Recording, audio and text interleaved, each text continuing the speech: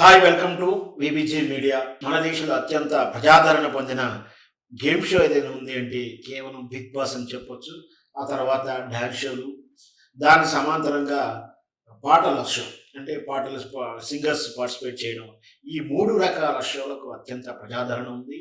వీటితో పాటు comedy show కూడా ఉందని చెప్పొచ్చు. అయితే మొదటి స్థానంలో మాత్రం బ్రాండింగ్ వాల్యూ చూసినా, రేటింగ్ వాల్యూ చూసినా, ఏ రకంగా చూసినా కూడా బిగ్ బాస్ షోనే ముందుంటుంది. మరి ఎక్కడిది ఈ బిగ్ బాస్? విదేశీ సంస్కృతి అని అంటున్నారు. నిజంగా విదేశీ సంస్కృత? అసలు ఏంటి ఈ బిగ్ బాస్? ఒక స్టోరీ మనం తెలుసుకుందాం. బిగ్ బాస్ నిజంగా కూడా మన ఇండియన్ షో అయితే కాదు. ఇది యాక్చువల్‌గా మొదట్లో నెదర్లాండ్స్, నెదర్లాండ్స్‌లో 1991లో ప్రారంభమైనటువంటి బిగ్ వరల్డ్ ఎంటీవీ షో. మనకు తెలుసు కేబుల్ నెట్వర్కింగ్ వ్యవహారం శాటిలైట్ టీవీ వచ్చిన తర్వాత 1991 నుంచి ఆ విప్లవం స్టార్ట్ అయింది. మన దేశంలో కూడా 1991లోనే ఈ కేబుల్స్ ద్వారా టీవీలోకి ప్రైవేట్ ఛానల్ రావడం, శాటిలైట్ టీవీస్ రావడం, ఎంటర్‌టైన్‌మెంట్ రంగంలో మొదట వచ్చినటువంటి మొదట ఎంటర్‌టైన్‌మెంట్ ఛానెల్స్ వచ్చాయి. ఆ తర్వాత న్యూస్ ఛానెల్స్ కూడా వచ్చాయి. 24 గంటల న్యూస్ ఛానెల్స్ కూడా వచ్చాయి. ప్రత్యేకంగా వివిధ కేటగిరీలో వచ్చి స్పెషలైజేషన్ టీవీలు కూడా వచ్చాయి. స్పోర్ట్స్ అని, మ్యూజిక్స్ అని, సినిమాలని, ఎంటర్‌టైన్‌మెంట్ అని, న్యూస్ అని రకరకాలటువంటి ఎనిమల్స్ ఛానెల్స్ కూడా వచ్చాయి. రకరకాల కేటగిరీల channels, satellite channels, private channels వచ్చాయి. ఆ విప్లవం ఆ శాటిలైట్ విప్లవం 1991లో ప్రారంభమైంది. అప్పుడు వచ్చినటువంటి స్టార్టింగ్‌లోనే ఎంటీవీకి స్థానం ఎవరు జరపలేనిది.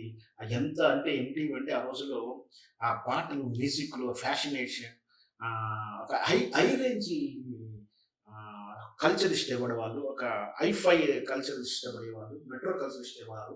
ఎంటీవీలో వచ్చినటువంటి పాటలు గాని, ప్రోగ్రామ్స్ గాని చాలా అట్రాక్ట్ అయ్యేవాళ్ళు.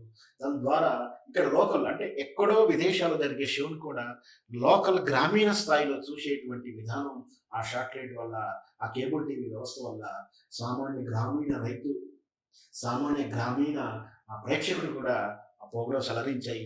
అందులో నెదర్లాండ్స్‌లో 1991లో ప్రారంభమైంది మొదటి షో. అది బిగ్ వరల్డ్ పేరు మీద ఈ తరహా అంటే ఇప్పుడు మనం చూస్తున్న బిగ్ బాస్ తరహాని మొదట్లో బిగ్ వరల్డ్ అని ఒక షో చేశారు. అది కూడా ఒక నలుగురు, ఐదుగురు మంది ఒక ఇంట్లో కెమెరామెన్ తిరుగుతూనే అంత హిడెన్‌గా కాకుండా ఆ షో రావడం, అది సూపర్ డూపర్ హిట్ అవ్వడం, నిరంతరంగా 33 సీజన్స్ వచ్చింది ఆ షో. ముఖ్యంగా అంటే సీజన్ ఇయర్లీ కాదు, అది 6 నెలలకు, 3 నెలలకు ఒక సీజన్ స్టార్ట్ చేయడం ఎంటీవీలో. 1997లో యూకేలో 'సెలబ్రిటీ బిగ్ బ్రదర్' అనే టైటిల్ తోటి డాండీ మాల్ జూనియర్ పర్యవేక్షణలో ప్రారంభమైన ఈ షో ఈ రోజు వరకు ఈ విధంగా రూపాంతరాలు చెందుకుంటూ రకరకాల దేశాల్లో, రకరకాల లాంగ్వేజ్‌లో వివిధ పేర్లతో పిలువబడుతుంది. అయితే మన దేశంలో 2006లో ఇదే డాండీ మాల్ జూనియర్ పర్యవేక్షణలో ఎండోమాల్ ప్రొడక్షన్ కంపెనీ పేరు మీద మన ఇండియాలో కూడా బిగ్ బాస్ అని టైటిల్‌తో ప్రారంభించారు. అయితే మొదటి 2 సీజన్‌లు అంతగా పేరు రాకున్నా మూడవ సీజన్‌లో ఎప్పుడైతే సల్మాన్ ఖాన్ హోస్ట్‌గా వచ్చాడో ఇక అప్పటినుంచి ఎదురులేదు దీనికి.